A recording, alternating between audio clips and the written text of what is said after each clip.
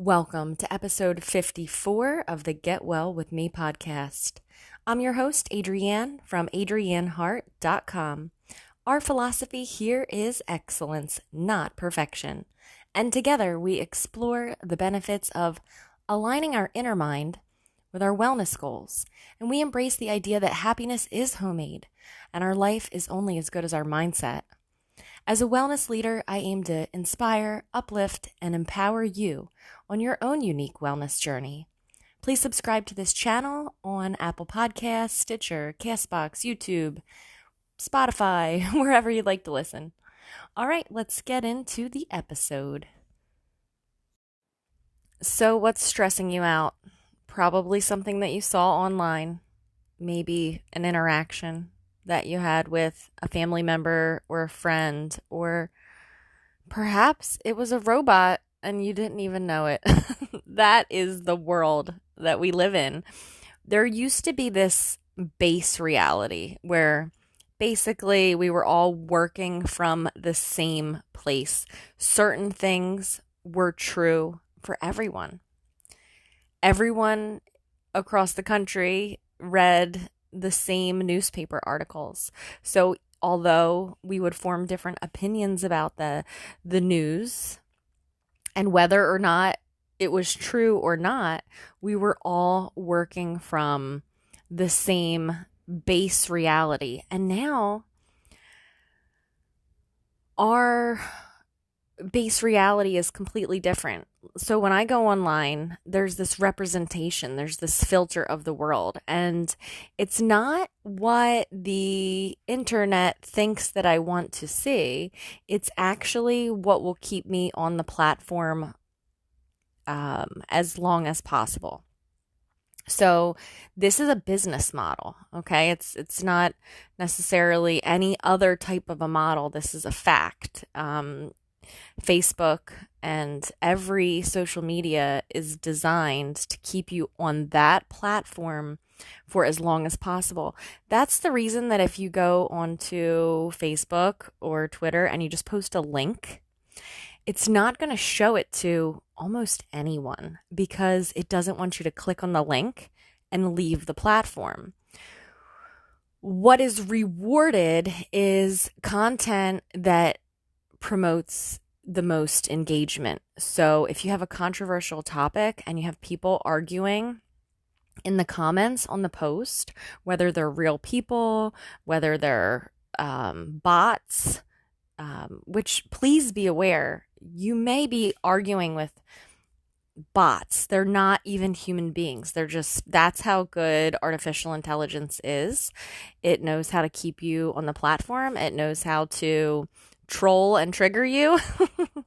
So, fortunately, I have been able to think really clearly about these things just most recently because I've done an internet fast. It started with, I started to feel like I was losing my mind in a way because I just was so angry all the time. Like there was just no shortage of things that would just really fire up my adrenaline and even like moments of rage. And then how about the moments of internal rage where you have to act normal, but on the inside you're just like burning up. That happens when you go online. There's so much there that is designed intentionally to upset you and make you afraid and to keep the loops open in your mind so that you'll continue to go back to have your own ideas revalidated.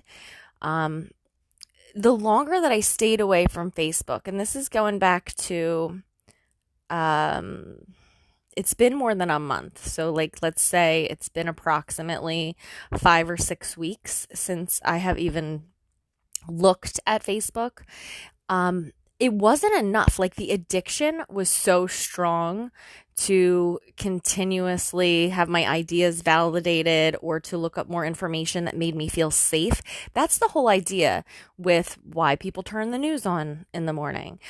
It's so that we can see what's going on in the world and feel like we understand it and make sense of it and then have a game plan or thought process that makes us feel the most safe so that we know how to respond. But what happens is we're not fully aware that this is not just mass hypnosis, right? Because if you've been listening to this podcast long enough, you realize everything is hypnosis, especially on social media or while watching TV, because you easily can fall into a trance from videos. Your brainwaves drop down into theta, and then boom. I mean, there's access to your subconscious mind. But I'm saying, like, taking this a step farther is waking up to the fact, because it is a fact. I mean, it is waking up to the fact, just realizing that what you see in your news feed on any platform, it is not what someone else sees on theirs. It is not. So, for instance, I may have friends and family that when they go online, they see a completely separate set of news. They see a completely separate set of controversial content. They have their own idea of what is funny, what is not, and what angers them. And you'll notice more and more and more that you see content that angers you or scares you. That is the magic formula to keep you on that platform for the longest amount of time. I'm breaking this down real quick because I have gotten so much value from this internet fast. I really was feeling toxic. I was noticing that the tone of my thoughts was angry, and I was recognizing that that's really not congruent with who I am and who I choose to be. There's no room in my heart and my mind to have disdain for other people in the one and only human race. And there's certainly no room in my heart and mind to have angry thoughts towards people who I love, respect, and care about. I've always been that person that, because of my education in understanding how the unconscious mind works, to give people a lot of grace and realize that it is an unrealistic expectation to expect people to see things the way that you do, based on the fact that they had a different upbringing than you. They had a different environment than you. They're currently in a different environment, a different workplace. They're surrounded by all these different influences. But where do we spend the most time? Online. You have this thing on your phone called digital well-being. If you haven't, I'm sure Apple has some form of this, but if your phone is an Android, look at the digital well-being app that is in there, and it will tell you how much time that you're spending on social media. And for the longest time, I've utilized that app to kind of like keep myself in check, or realize when it's really sickening. Like, I've spent multiple hours per day just staring at TikTok, or, I don't know, just being on Facebook for way too long. So that was a interesting way to really check myself and not lie to myself about how much time. Like, for instance, people say, oh, I only go on Facebook, just once in a while so I know what's going on. I call bullshit. Major bullshit. Look at your digital well-being. It will tell you. It will tell you how many hours in the week. I mean, if it's 1 hour a day, that's 7 hours a week. That's like almost a whole entire workday. And let me tell you, you already know it's more than an hour a day. So, be aware of those tools and resources, but be honest with yourself. And I have to just be honest with you. I was deluding myself about the way that I wanted to think like I was in control and that social media wasn't in control. But the truth is that you can't win against it. You can't win against it. It's like there's the playground with the bullies on it, and you just keep going there every single day and getting beat up.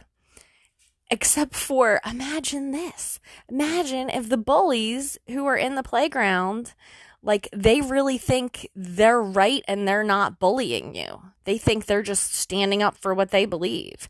And you think that you're just being you and you're just standing in your values and that you're not bullying anyone, right? But ultimately, we're in this toxic playground where you see a merry-go-round and someone else sees a sliding board. Like, we're all on this, in this same virtual platform, reality, room, playground, whatever we want to liken it to. But we actually are not even seeing the same things. What we're seeing is how wrong other people are. And hey, I am very strong in my values and I know exactly what I believe. And I don't blow around like a leaf in the wind. I am a firmly planted tree. My roots are deep and strong and I will not be moved.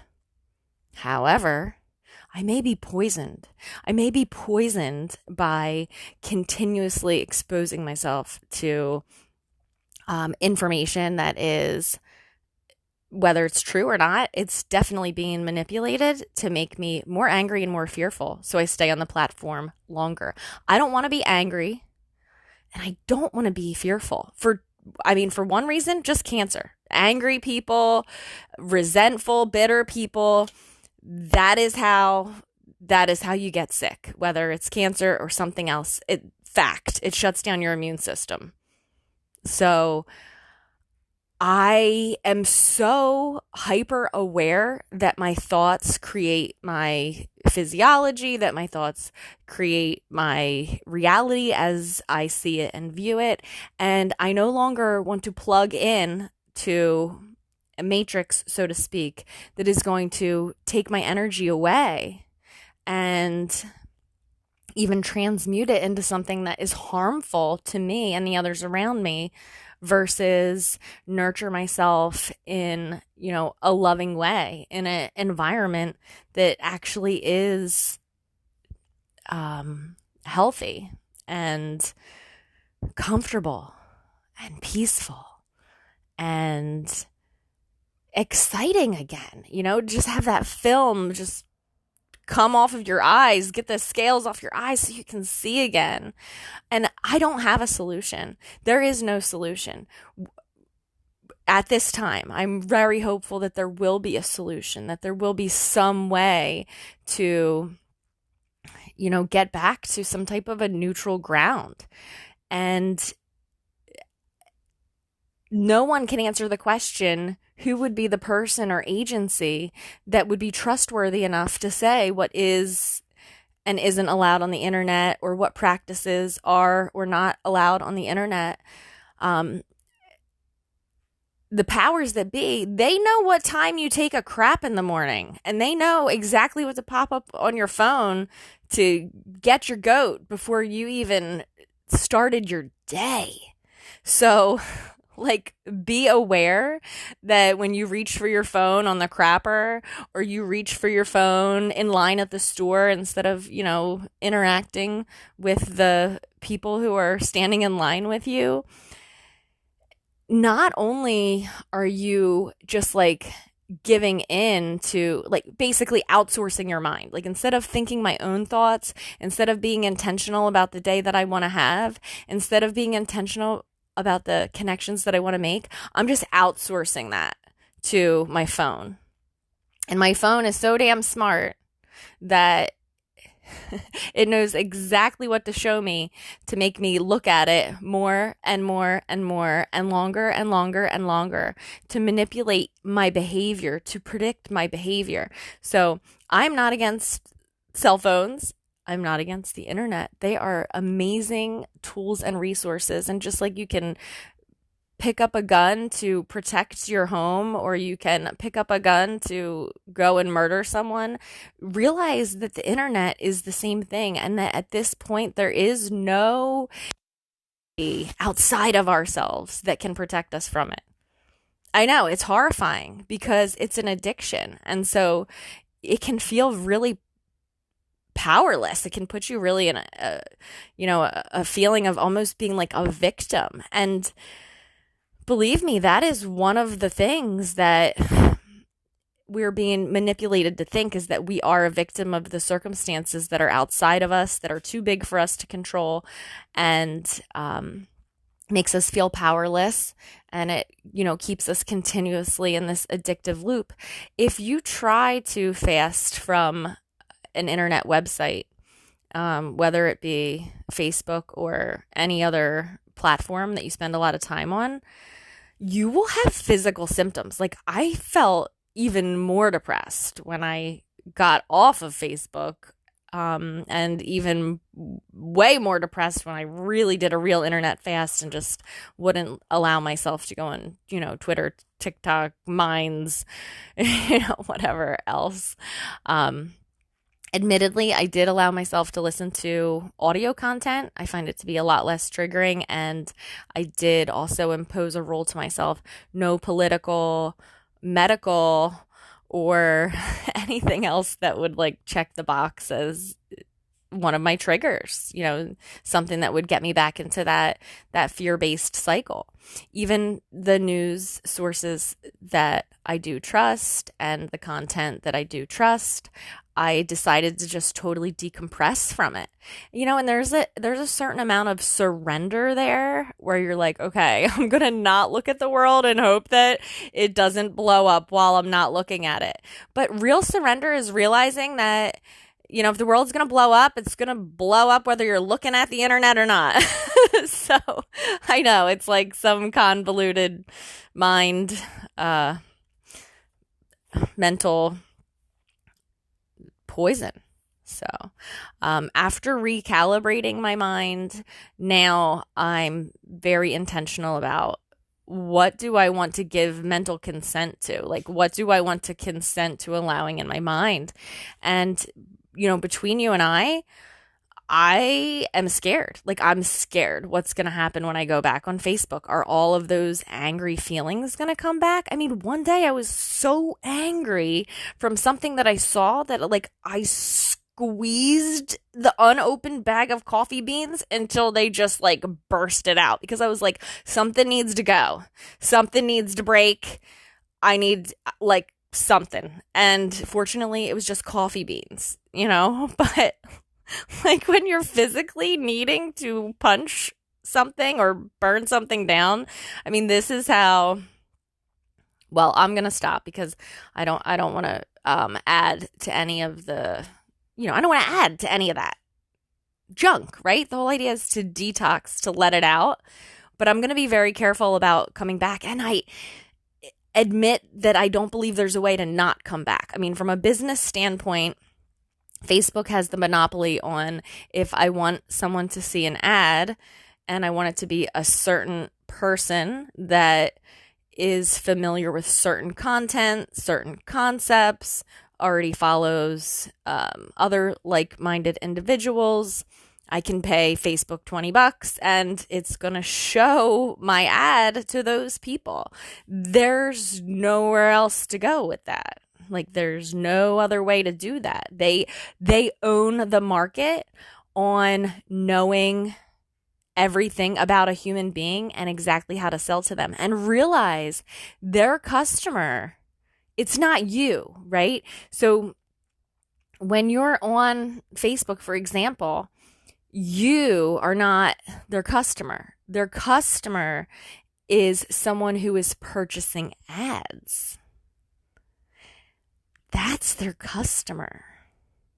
And you are the person that they collect all of your personal information so they know exactly what you want and when you want it and when you're ready to buy it or when you're ready to vote or when you're ready to go to a concert. They know everything about you because we voluntarily have given them that information. And like, I'm not saying that that's not okay. It's just we need to be aware. When our mind is no longer a crystal clear swimming pool, but it just has, one drop of poison from everybody in our newsfeed in it, it's a cesspool.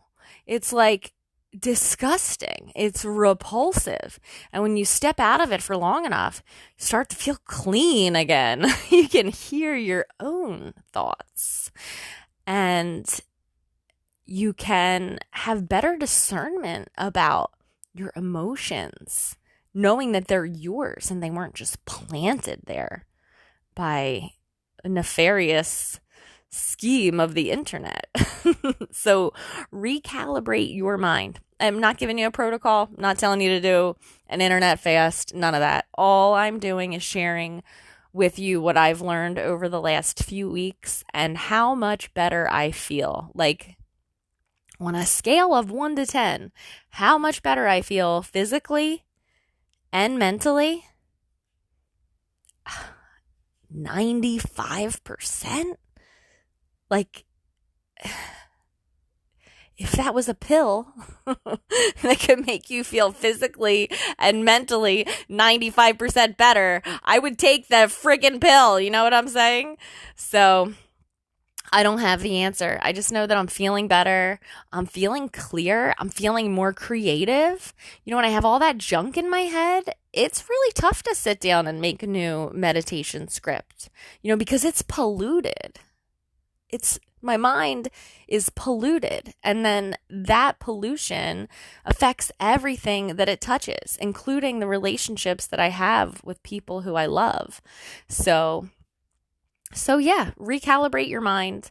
I would like to personally hear from you. So I'm so not good at checking my DMs on Instagram because I've been doing a Facebook fast and an Instagram fast.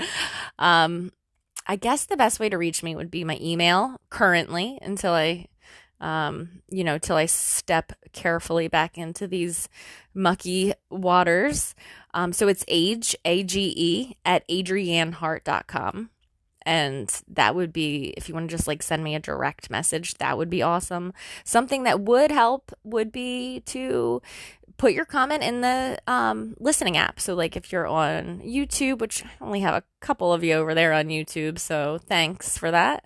But I get thousands of downloads, from the actual podcast. And so whatever platform you're using, whether it's Apple Podcast or, I'm a loyal Castbox fan, just put your comment in there because that would help the podcast get more attention. It would be a great way for me to hear from you. But if you want it to be personal, heartfelt, tell me something you don't want the world to see, AGE at adriannehart.com. And why is it age at adriannehart.com? Because that's what they call me, the people that love me. It's age is somehow short for Adrian. My nieces and nephews call me Aunt Age, and my close friends call me Age. So you can call me Age. Anyway, yeah, I just wanted to share that clarity with you. So I hope that was helpful. I hope that was inspirational. I want to warn you, if you go on this journey and you decide to detox your social media and your internet usage and your TV and your news and all of this input, and you want to be more intentional about, less input, more output, then that's something we could talk about. I think that would be fun to do as a group. I think that would be fun to do so that you did have maybe an outlet for some support. I did this totally alone. Totally alone, which was okay because I was working through my own stuff, writing out things in my journal, coming to new and fresh conclusions and just seeing what it feels like to be me again. Do you know how many years it's been? I went on Facebook in 2008. It was 2008. It's 2021. That was my first 6 weeks off of Facebook since 2008. And you know what's underneath it all? The real me. The me that doesn't seek validation from external sources. The me that can be quiet and okay with myself. The me that realizes, you know what? Maybe I'm having a hard time and I'm depressed, but it's like just my own stuff. It's not everyone else's stuff.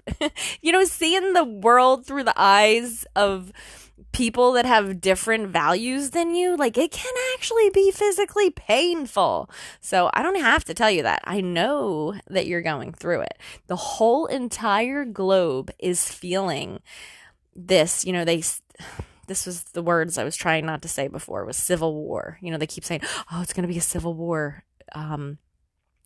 It already is, and it's already happening on the internet, right? So I hope that we don't see the day that this becomes a physical manifestation of what's going on in our minds.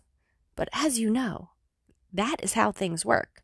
They start in our minds. They're seeds that are planted and rooted, and then eventually we begin to act out our, these behaviors. And the internet can predict your behavior, as I've already mentioned. It knows what you're doing, when you're doing it, and when you're most susceptible to, see the content that it wants you to see to keep you on the platform longer, open up your fear loops. So take yourself back in whatever that means for you. I'd love your feedback. If you have done this before and you've been able to like reacclimate back onto the internet in a healthy way, I need your help. So send me some tips and tricks, or your own testimony. Maybe I can put together, like I said, a small group or something like that. So I'm really excited for the fact that I am in control of what goes into my mind, and so are you. It might not feel like that. That might not even be true for you right now. You might be a total slave.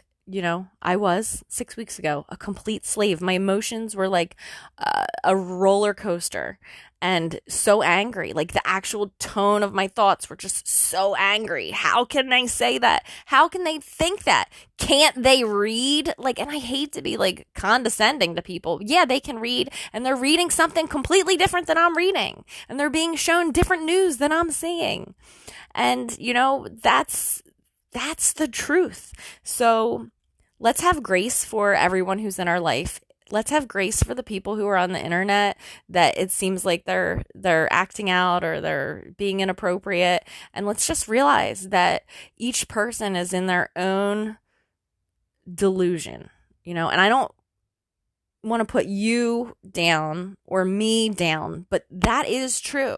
When we go on the internet, we're in a bubble of our own delusion. Whatever platform we're on, whatever search engine we're on, it knows who we are.